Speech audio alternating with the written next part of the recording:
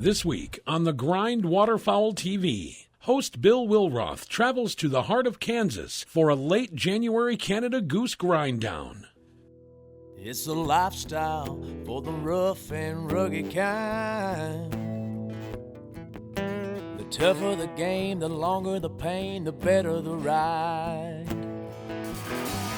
We do what we can to stay ahead, cause the modern world wants us left for dead. You better believe as long as we breathe, the sun's gonna rise. We dig real deep, try a little harder, buckle down tight, go a little farther so we can look back and be proud of what we've done. Sometimes we gotta work under the gun, don't sweat the battle, make sure the war's won. Keep on keeping on, cause the bottom line, it's a labor of love we call the grind.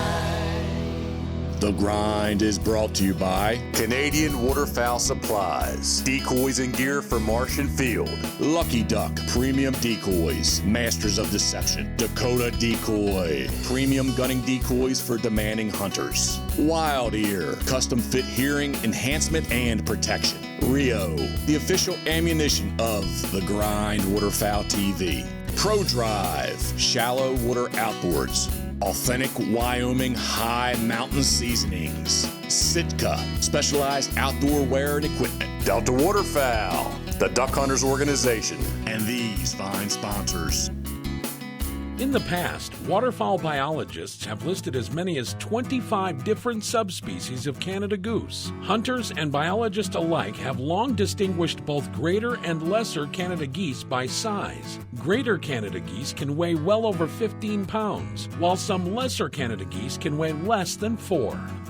In 2004, the smaller subspecies of cackling geese were identified as a separate species from Canada geese. Today, the official number of Canada goose subspecies has been dropped down to 7, which include the Atlantic, Hudson Bay, Giant, Moffats, Lesser, Dusky, and Vancouver. Canada geese nest across inland North America, typically in more southerly habitats than cackling geese. Canada geese exhibit strong family and pair bonds and tend to return to nest near the area in which they were raised. In general, the subspecies nesting farther north are smaller in size. The coloration can also vary, with typically darker coloration to the west. Across the United States, one of the most common subspecies of breeding Canada goose today is the giant Canada. Nearly extinct in the 20th century, the restoration of the giant Canada goose is one of the most successful conservation stories in waterfowl management. Canada geese are herbivores, feeding on grasses, sedges, waste grain, seeds, and berries. Traditionally, Canada geese migrated to coastal areas of North America, wintering in estuarine and saltwater marshes where bulrush and cordgrass provided ideal wetland habitat. Today, across the United States, the resilient Canada goose will often winter year-round in states as far north as Minnesota, wherever open water is located where abundant food crops are available. We're setting up for some honkers this morning. This one should be hot. We'll see what we get going here. But Adam and Ben have found us birds again, so we'll get after it. What we're doing right now is cutting some cedar boughs, and cedars are it's just a nuisance tree that pops up everywhere, so it's not a terrible thing. If you can find cedar, cut it, makes great cover. Actually, you're doing the farmers a favor by thinning them down, and it makes an awesome hide. Running out of daylight. Daylight's approaching, I should say. Birds are gonna show up any minute. We gotta hustle.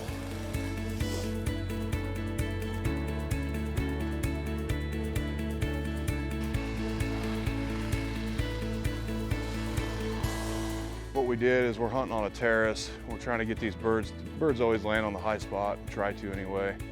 They'll never land downhill. We wanted to set up down there, but the slope wasn't right for the wind. So we came up to this side. They'll be landing uphill, which is nice. Left a big open pocket on top of that terrace. Kind of ran a J-hook to block them from going further into the field because we are hunting an edge again. So again, it's kind of like an L, blocking on this side, and then we kind of closed off the end with a couple landers out on the terrace. We're on day 3 here in central Kansas with Adam Gilkey and Ben Webster from High Caliber Outdoors, and we decided we needed a honker hunt. And Adam knows I'm a mallard guy, so he always has that stuff lined up for me, but they went out scouting. They've got a great network down here. Adam works with other outfitters, and he called up Kory Cribb from Falling Feather Game Calls. I network with quite a few different outfitters, different people around the area, and instead of cutting each other's throats and stepping on each other's toes and working different areas, we try to work together. Better to work together than not, better to share than not. It just works good for everybody. We shoot more birds, provide better quality hunts. That's kind of how this came about. So I've been talking to Kory this year. We've done some other hunts together. He's helped me out with some different clients, and he wants to work more west, and I kind of want to work more east. And he's already in the east, and I'm already in the west. So we're kind of coming together and just helping each other out.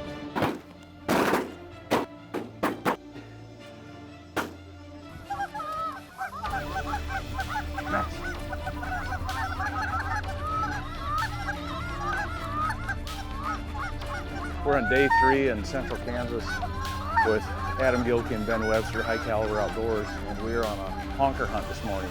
We just got set up. We just had one nice bunch come in, and we had quite a bit of damage. So it's going to be a good morning here in central Kansas.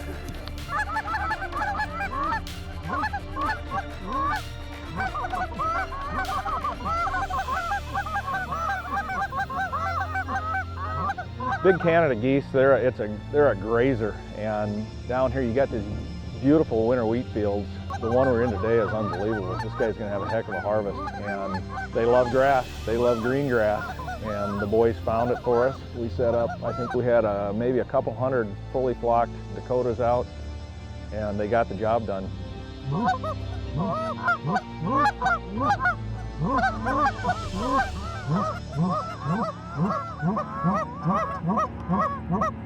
Kill 'em!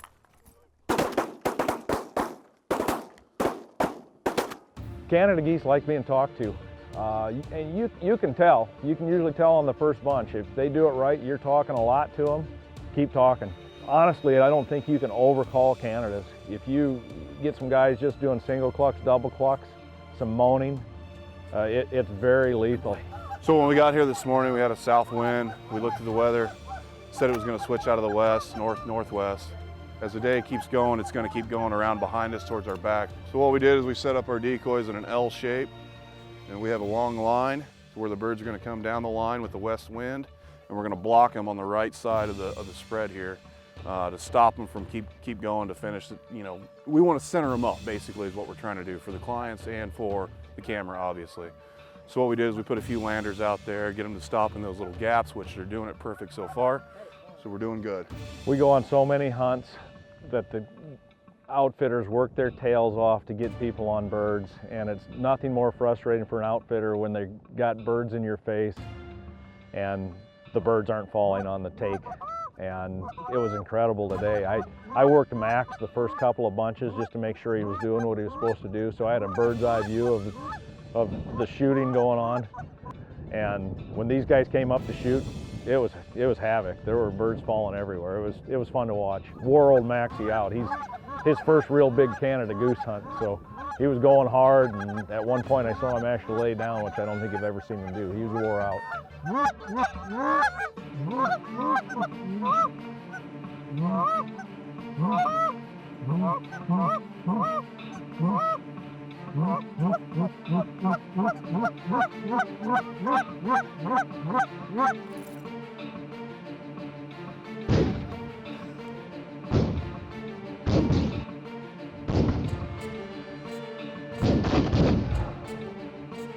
Here, Max, here. Jeepers creepers. They're coming fast. They got the old man down here running the dog. Bad knee, 55. I feel like I smoke, and I've never smoked in my life. Boots weigh about 15 pounds. This is snow goose mud we're in, but they are dropping in here nice. So High Caliber Outdoors, Central Kansas.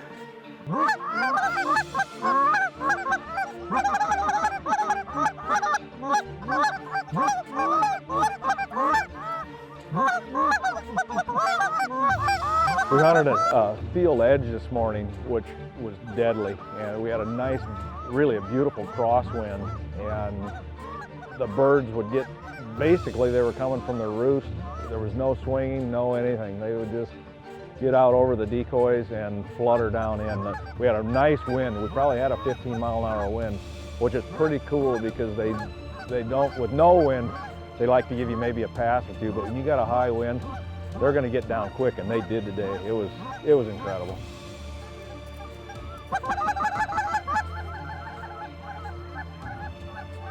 A little lesser action there.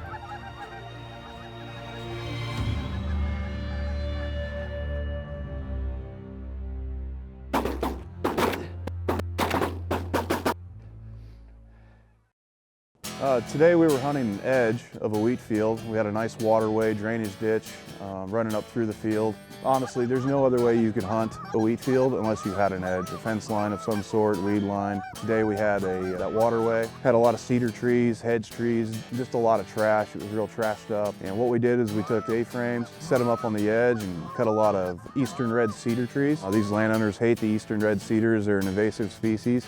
So they allow us to trim the trees, cut down what we need to use for the cover, and we brushed in with those. And the geese, honestly, they had no idea we were even there. Take them! Just like all hunting, your hide is very important, and you want to match your natural environment. We had a bunch of cedar trees around us today, so the guys cut some cedar bows and we brushed up the blinds with them. We just looked like, really like a cedar hedge or a cedar row. It was awesome. So the thing I'm trying to say there is, look at your natural environment and get your blinds covered. If you're having trouble seeing the birds, they're having trouble seeing you. And Adam is very, very particular in that, to the point where I give him a hard time about it, but it works, and they get the job done.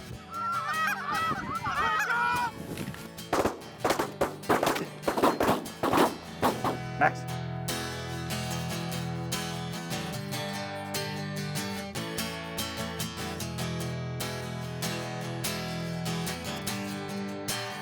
We have geese coming so fast that we can't get the next batch in that we got before the next batch is coming. It's happening really fast here.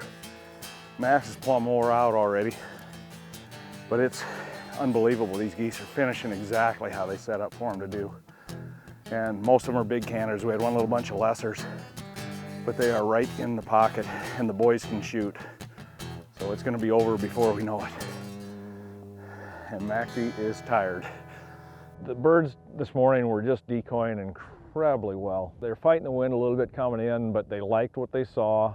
They liked the feed they were seeing. The guys calling was spectacular. There were a couple times we let 3 or 4 geese slide by us. Some of them would keep going, some would hit the ground. And that's another little tip. Sometimes on these Canadas, you'll get 1 or 2 that'll peel off. Go ahead and let those sit. Even if they pull out a little bit, it's not quite like ducks. If 2 geese pull out, if you got another bunch coming behind them, chances are they're gonna end up in your decoy.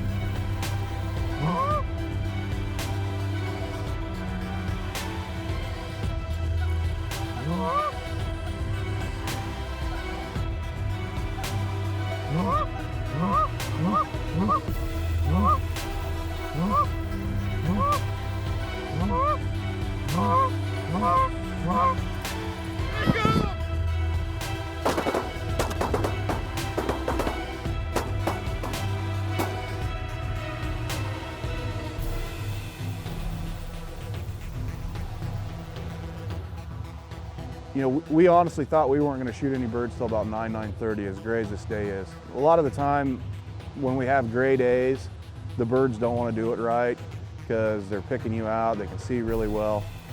We had a great hide. We went overkill on the hide just for the simple fact that we knew it was going to be a gray day and we were overcast. Those birds have good eyes, they pick you out no problem, but when you're hunting out of those A-frames, hunting out of an edge, they work really well. Those birds, they flooded out. It was about, I don't know, 7:45 when we pulled the trigger for the first time, and it was just nonstop from there. I think we had a group of 6 come in, we killed them all, and then the groups just kept getting bigger and bigger.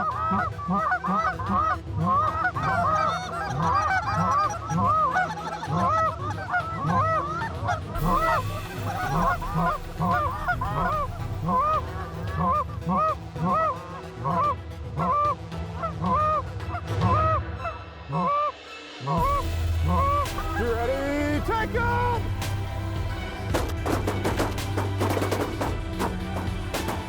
Wow!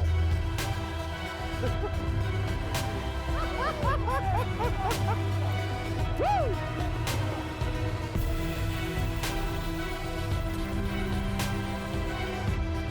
Oh man, they're just doing it right today. I don't typically like clouds, but it's not affecting them today. You know, when we got here, we didn't have hardly any wind. The wind picked up, I don't know, it's probably 20 mile an hour out of the northwest. These birds are coming from the southeast. We're just killing them, just murdering them. It's great. I don't know, we got set up and we just actually were kind of standing around when the first bunch started, and it happened so fast. As you can see, I think we're down to everyone needs one bird yet. And I think we have, what do we have, 10 guns, Adam? 11. 11 guns, so we can have 66 honkers. And these are the big guys, and we're pretty near done.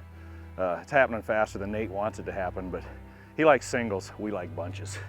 But it's happening fast, so we're central Kansas honker hunting, and it's looking like we'll be having breakfast soon.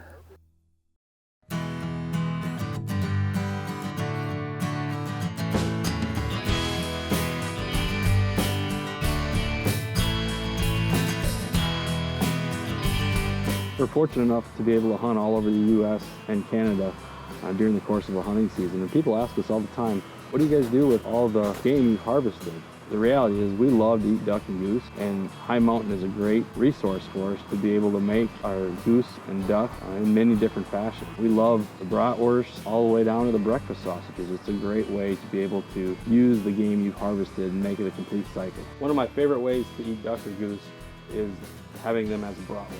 These bratwurst kits by High Mountain make it so simple. So here's everything that's in a box for doing brats. You got your cuir, you got your seasoning, and you got your casing. Makes it super simple. The seasonings are all mixed. This is a garlic pepper bratwurst mix. The cuir straight in the bag, and your casing, and you simply just use your measuring spoons to what the instructions say based on the amount of meat you have. Mix it up with your meat, and you're ready to go. It is super simple to use, and it's really fun for the family to be involved in making bratwurst or whatever it is that you're making that day. We're getting ready to grind some goose breast, and you always start out with the blade that is a coarse blade, and then you go to your fine blade after you've done it once. Start out with the coarse blade, go into the fine blade, and you run your meat through there twice. Now we already have some ground pork. We can grind those two together. I like a 50-50 mix. I think it gives it a lot more moisture when you're doing broths, but you can go as lean as 20% pork and 80% wild game. So we've already mixed the seasoning together and the cuir, and it's all ground up together. So now it's as simple as putting it in this tray here. We've got our stuffing tube attached. We're gonna put our casing on, let the machine do the work, and we'll start stuffing broth. Now we're going to add the mix of meat and pork to our tray. We've also mixed in some cheddar cheese to give it a little more flavor, a little more moisture. We'll put this in the grinder tray, and then we'll be ready to stuff sausage. So we've soaked our casing in water for about 30 minutes, and now it's time to put the casing on the stuffing tube. And you simply slide it on, put all the casing on, and then you're ready to grind your meat into it. So today we've been using the bratwurst kit. And these kits are so nice by High Mountain. It's got everything in there you already need. It's got the casing, it's got the cuir, and it's got the seasoning all mixed together already. And simply take your meat, measure out your cuir, measure out your seasoning, and mix it all together. It's that simple. They're extremely easy to use and quick to use, which makes making your own sausage or bratwurst or whatever it may be simple and easy. So we finally got our bratwurst ready to go in the smoker. It's a real easy process now. It's simply set them in the smoker, let them cook for a couple hours, and they'll be ready to roll. So we just put the bratwurst in, and one great thing about the High Mountain kits is they got everything from bratwurst to summer sausage to breakfast sausage to jerky kits. It's just a wonderful way to be able to cook duck, goose, any kind of wild game.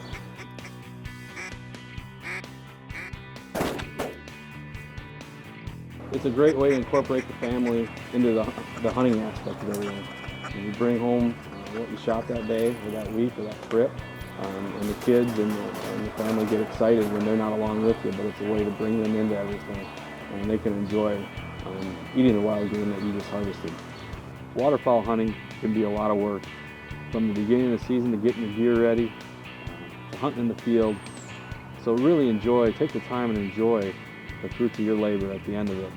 You've got wild game, waterfowl to eat. There's many products on the marketplace. We really like Camp Chef and High Mountain products just to make the process of eating your game much easier and really enjoy the fruits of your labor at the end of the season.